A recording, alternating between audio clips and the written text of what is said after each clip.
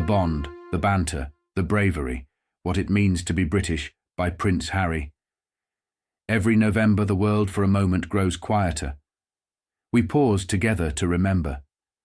Remembrance has never been about glorifying war. It's about recognizing its cost.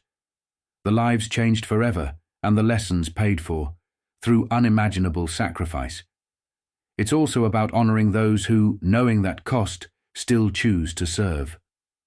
Earlier this year, I was invited to Ukraine, Slava Ukraini, to spend time with friends at the Superhuman Center, men and women rebuilding their lives after devastating injuries. In every face, both military and civilian, I saw resilience and a fierce determination not to be defined by what had been taken from them. They reminded me that bravery is not the absence of fear, but the triumph of purpose over it. There is a similar stoic spirit of self-deprecation and humor in Ukrainians that I recognize more than any other in us Brits. Though currently I may live in the United States, Britain is, and always will be, the country I proudly served and fought for. The banter of the mess, the clubhouse, the pub, the stands, ridiculous as it sounds. These are the things that make us British. I make no apology for it. I love it. That same spirit lives in every member of our armed forces and the families who serve beside them. You need only spend a few hours at the Invictus Games to feel it. There you see courage reborn, camaraderie restored, and proof that service doesn't end when the uniform comes off. In my capacity as their global ambassador this week, I wrote to families from Scotty's Little Soldiers, the UK charity supporting children of Britain's fallen heroes. Every year, I'm moved by their strength.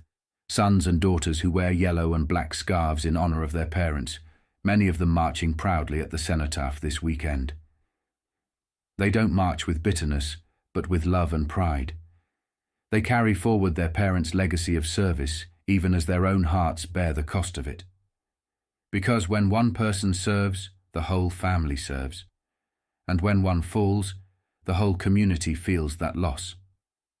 Remembrance, then, is not simply a minute's silence. It's a call to collective responsibility, not through sympathy, but through admiration and respect.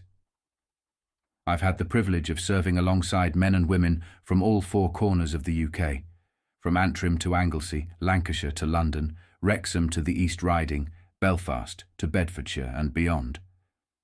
I saw courage and compassion in the harshest conditions imaginable. But I also saw how easy it can be, once the uniform comes off, for those who gave everything to feel forgotten. Our duty to them does not end when their service does. The protection they offered us must be returned through opportunity and respect for the rest of their lives. That's not charity, it's reciprocity. They safeguarded our freedom. We must safeguard their future. That way we all benefit. As we look around the world, this Remembrance Sunday and on the 11th, peace for those lucky enough to know it, feels more fragile than ever. Institutions built to protect it are being strained, and for many, peace is not known at all. Remembrance isn't confined to one weekend in November. It's a lifelong commitment to empathy, gratitude, and action. To be kinder, more united, and braver in protecting what those before us fought to preserve. So, as we bow our heads this weekend, let us remember not only the fallen, but the living, those who still carry the weight of war in body and mind, and the families who bear its memory in their hearts. If you live near them, knock on their door. If you see them around, shake their hand. And if you feel so inclined, join them for a cuppa or a pint, to hear their story and remind them their service still matters.